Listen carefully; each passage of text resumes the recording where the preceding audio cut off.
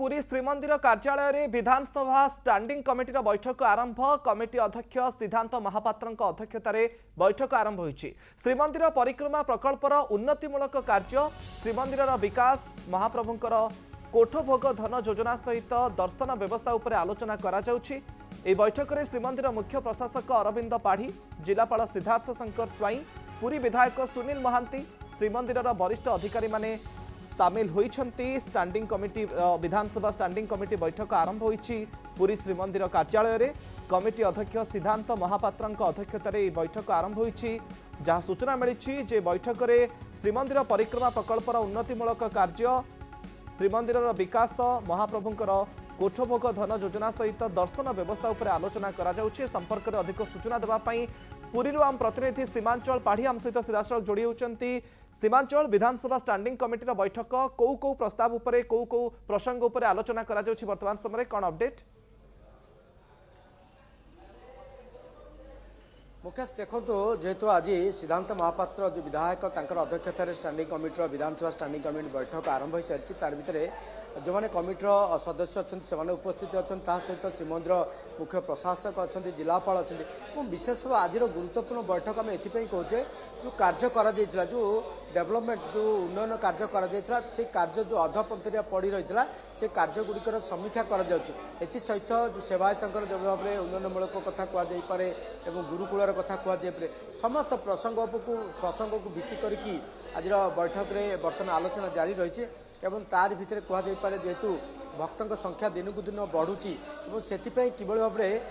दर्शन व्यवस्था को ठीक भाव सुचारू रूप कर कहीं आप जानते जो ये सरकार नुआ सरकार को आसिले से चारिद्वार खोलगला और शांति श्रृंखला सहित दर्शन कर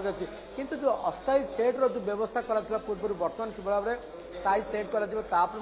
बेस गुरुत्व दी प्राथमिकता दी भक्तों दर्शन उपर बेस प्राथमिकता दी एसहित महाप्रभु उद्देश्य दान दक्षिण किभली भाव में आसो ताकू गुरुत्व दी जो आनंद बजार श्रृंखला प्रसंग आसुच कहीं सबू समय गणमाध्यम चर्चार शिरोनाम पलटि थाए आनंद बजार श्रृंखला को लेकिन बेस गुरुत्व दी विभिन्न प्रसंग पर गुरुत्व दी बैठक सरीबा पर ही गोटे स्पष्ट आसो कौन प्रसंग आलोचना करागला और निर्यास कौन आसला। मुकेश सीमांचल सबुठ गुरुत्वपूर्ण कथा जे दर्शन व्यवस्था को नहीं किसी गुरुत्वपूर्ण निष्पत्ति निया जाई पारे कि जेहेतु सेड गुड़िक उठे दि जाइछि भक्त माने मध्य बहुत कष्टर सामना करुछंती दर्शन पाई जिबा बेले। देखु जो भाव में सेड्र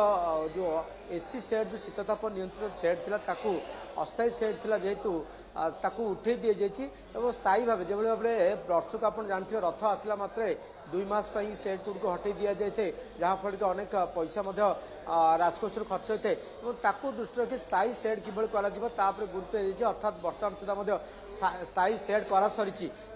छाया प्रदान करने से व्यवस्था ग्रहण कर तेज मोटामोटी कहीपर बेस दर्शन किभली श्रृंखलित हम भक्त जो भाव में निराश न फेरती गुरुत्व दि जो भाव में अर्थ दान अर्थ आसो बाहर आसो श्रीमंदिर उद्देश्य गुरुत्व दि गुरुकूल प्रसंग गुरुत्व दि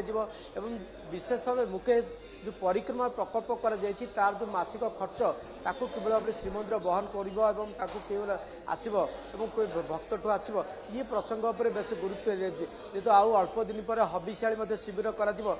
श्रीमंदिर प्रशासन गोटे गुरुत्वपूर्ण भूमिका रही किभली भाव में ठीक ठाक सुचारू रूप कर गुरुत्व दी स्टैंडिंग कमिटी अद्यावधि बैठक जारी रही बैठक पर मुकेश कहीपर गोटे निर्देश आसो प्रसंग आलोचना करा क्यों कार्य बाकी अधपंथरिया बाकी कार्य रही पूरा करा ये तमाम प्रसंग गोटे निश्चित भाव गोटे निर्देश आसवा पर गोटे स्पष्ट हो पार। ओके अपेक्षा करवा बैठक केते सरुची नजर रखि सीमांचल परवर्ती मुहूर्त पुणी थे आपन सहित जोड़ी बहुत बहुत धन्यवाद आपनकर समस्त सूचना पाई।